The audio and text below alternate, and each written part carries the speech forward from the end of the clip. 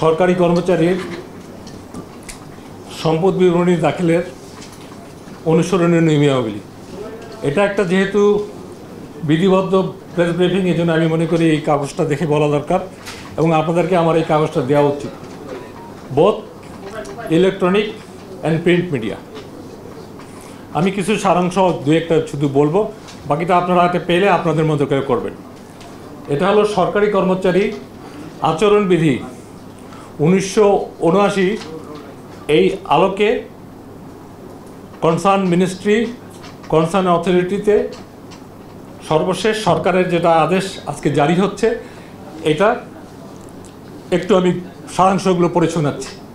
যেমন প্রতি বছর সম্পদ বিবরণী 31শে ডিসেম্বরের মধ্যে জমা দিতে হবে প্রতি বছর। যেহেতু এই বছর আমাদের নতুন একটা বছর পাইনি, ভাঙা বছর, এই জন্য এই বছরেরটা 30শে নভেম্বরের মধ্যে জমা দিতে হবে। এবং এটা কীভাবে জমা দিতে হবে? এটা সিলগালাকৃত খামে সংশ্লিষ্ট কর্তৃপক্ষের নিকট জমা দিতে হবে। খামটা থাকবে সিলগালাকৃত। আর ভুল তথ্য কিংবা গোপন যদি এমন কোনো তথ্য থাকে যেটা মিসলিড করে, এদের ব্যাপারে আমাদের এটাকে বলে 1979 এই বিধিমালা অনুযায়ী শাস্তিযোগ্য অপরাধ। এটা হলো এই অনুসরণমালা সকল সরকারি কর্মচারীর ক্ষেত্রে প্রযোজ্য। এখন কর্মকর্তা কর্মচারী সবাইকে সরকারিভাবে কর্মচারী বলা হয়। এখানে দুটো ইম্পর্টেন্ট ক্লজ, এই জন্য আমি রিপিট, বিজ্ঞ আদালতের আদেশ ও সংশ্লিষ্ট কর্তৃপক্ষের অনুমোদন ব্যতীত সম্পদ বিবরণীর তথ্য সম্পূর্ণ বা আংশিক হস্তান্তরযোগ্য নয়। আই রিপিট, বিজ্ঞ আদালতের আদেশ ও সংশ্লিষ্ট কর্তৃপক্ষের অনুমোদন ব্যতীত সম্পদ বিবরণীর তথ্য সম্পূর্ণ বা আংশিক হস্তান্তরযোগ্য নয়। ক্লজ 2, সম্পদ বিবরণী অতি গোপনীয় দলিল বিধায় এক্ষেত্রে তথ্য অধিকার আইন 2009 প্রযোজ্য হবে না। সম্পদ বিবরণী অতি গোপনীয় দলিল বিধায় এক্ষেত্রে তথ্য অধিকার আইন 2009 প্রযোজ্য হবে না। আর দুটো বিষয় এখানে ইম্পর্টেন্ট, আমরা অনেকে বলেছিলেন, আমিও বলেছিলাম যে জমা না দিলে কী হয়। জমা না দিলে অনেক কিছু হয়। এখানে আমি আইনের ধারা হিসেবে বলতে পারি, প্রথমে হলে যদি জমা ঠিকমতো না দেয়, তথ্য গোপন করে, প্রথমে যেটা হয় এটাকে বলে লঘুদণ্ড দেওয়া হয়। যেহেতু কাগজটা আমি দিব, এখানে আমি উচ্চারণ করতে চাচ্ছি না। লঘুদণ্ডেরও ক, খ, গ, ঘ 4টা স্টেপ আছে।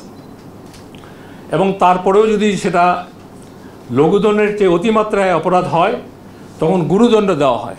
এবং গুরুদণ্ডেরও ক, খ, গ, ঘ 4টা ধারা আছে। এ হলো মোটামুটি, আমি যদি বলি, বাকিটা তো এখানে ডিটেলস লেখা আছে, আমি সামিং আপটা করলাম।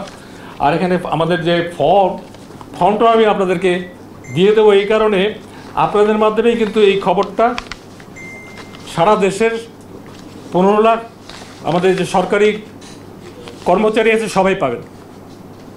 এখানে ফর্মটা যেহেতু সাথে দেওয়া হচ্ছে, এবং এই সামিং আপ আমরা যেটা করে দিয়ে দিচ্ছি, আপনারা আপনাদের মতো করে ইলেকট্রনিক প্রিন্ট মিডিয়া লিখতে পারেন। কারণ এইটা কিন্তু আমাদের আদেশ নামতে, কারণ আমরা বিভিন্ন পর্যায়ের নাম যাবে, যে কয়দিন লাগবে, আজকে কিন্তু এটা আপনার দেওয়ার সাথে সাথে এটা একটা ইম্প্যাক্ট করবে, পজিটিভ ইম্প্যাক্ট, এবং এটা বাধ্যতামূলক ফর অল কনসার্ন। আমার মনে হয় পিআরও সাহেবের কাছে কপি আছে।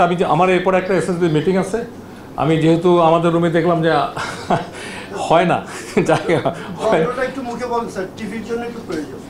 দণ্ডটা তো আপনার স্টেপ 1, স্টেপ 2, এইটা দণ্ড শুনলে তো অনেকে ঘাবড়ায় যাবে। আমি দণ্ডটা বলতে চাচ্ছি না, গুরুদণ্ড এবং লঘুদণ্ড এইটাই রাখতে চাচ্ছি। তবুও আমরা যেহেতু আপনারা চান, আপনারা আপনাদের মতো করে বলবেন, যেহেতু আইনের ভাষায় এটা লেখা আছে, আমি বলতেই পারি। লঘুদণ্ড তো বোঝেন, স্বল্প মাত্রায়। কতে বলা আছে তিরস্কার, ইংরেজিতে বলে সেন্সর, আপনাকে ধমক দেওয়া একটা, এই ভবিষ্যতের এই কাজ করলে এই হবে, যেটা বলে তিরস্কার, লিখিত কিন্তু মুখে না। দ্বিতীয়টা হলো খ, চাকুরি বা পদ সম্পর্কিত বিধি বা আদেশ অনুযায়ী পদোন্নতি বা আর্থিক সুবিধা বৃদ্ধির অযোগ্যতার ক্ষেত্রে ব্যতীত নির্দিষ্ট মেয়াদের জন্য পদোন্নতি বা বেতন বৃদ্ধি স্থগিত রাখা, ইনক্রিমেন্ট হেল্প, এটা চালু আছে। গ কর্তব্য অবহেলা বা সরাসরি আদেশ অমান্য করিবার কারণে সংশ্লিষ্ট অফিসারের আর্থিক ক্ষতির সম্পূর্ণ অংশ বা উহার অংশবিশেষ বেতন বা আনুষ্ঠানিক হইতে আদায় করা। এটা হলো আইনি ভাষা, এই জন্য এইভাবে লেখা, আদায় করা। ঘ বেতন গ্রেডের নিম্নতর ধাপে অবনমিতকরণ, স্কেলের লাস্ট স্কেলে নামায় দেওয়া, এগুলো এখন চালু আছে, এগুলোকে আমরা বলি লঘুদণ্ড। আর এটার মাত্রা একটা পর্যায়ে গেলে তখন গুরুদণ্ড হয়। গুরুদণ্ড 4টা আছে, আপনারা জানতে চাইলেন, দেখে আমি স্পেল আউট করতেছি, বলছি। ক নিম্ন পদ বা নিম্ন বেতন গ্রেডে অবনিয়মিতকরণ, যে পদে আছে তার চেয়ে 1 স্কেল নামানো, যে গ্রেডে আছে তাকে 1 স্কেল গ্রেডে নামানো, এটা হলো গুরুদণ্ড। খ এটার গুরুত্ব বুঝে আইনানুগভাবে বাধ্যতামূলক অবসর প্রদান। It depends on the gravity of the offense. গ চাকরি হইতে অপসারণ। ঘ চাকরি হইতে বরখাস্তকরণ। এগুলো হলো আইনের বিধান, বাংলায় লেখা আছে, আপনারা এটা পাবেন। তবু আপনারা বললেন যে আমাকে বললে ভালো হয়, এই জন্য আমি বলে দিলাম।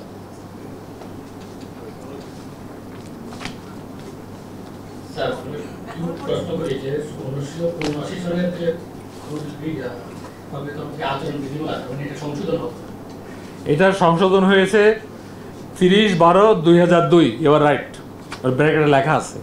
মূল আইনটা হলো 1979 আর সংশোধিত হলো 30/12/2002। আপনারা চাইলে এই সংশোধনী নিতে পারেন, এটা একটা পাবলিক ম্যাটার।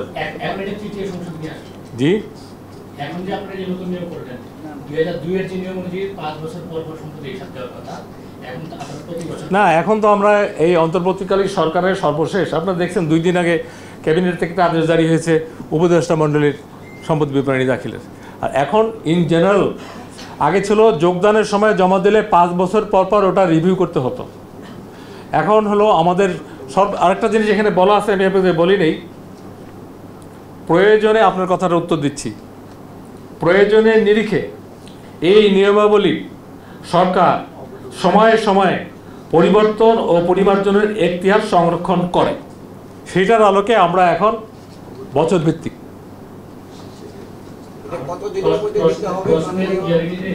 আমি ওনার কোশ্চেনটা ভেরি ক্লিয়ার, কত দিনের মধ্যে। এখন প্রতি বছর আপনারা জানেন 10B ফর্ম নিয়ে কথা হয়, আমাদের যে ট্যাক্স রিটার্ন দাখিল করে এটা নিয়ে কথা হয়, সেটা হলো নভেম্বরের মধ্যে থাকে, ম্যাক্সিমাম বাড়ে 31, এটা অর্থ বছরের। ওইটার সাথে সামঞ্জস্য রেখে মানুষের যাতে 2 বার কাজ করতে না হয়, প্রতি বছর এটা 31শে ডিসেম্বরের মধ্যে জমা দিতে হবে। স্যার আমার প্রশ্ন এই জন্য যে আপনারা 1979 সালে 2002 সালে সংশোধন হলে আমরা বলি যে 1979 সালে সরকারি কর্মচারী আচরণ ছিল না, আপনি এই বিধিমালা সংশোধন করার মাধ্যমে এই আদেশ জারি করলেন নাকি আপনার উপদেষ্টা পরিষদের বৈঠকের পরিপ্রেক্ষিতে আপনারা? না, এটা তো আপনি একটা বলতে পারেন যে 5 বছরের জায়গায় 1 বছর কেন করা হচ্ছে। আমার প্রশ্ন হচ্ছে আপনি বিধিমালা সংশোধন করেছেন নাকি করেন?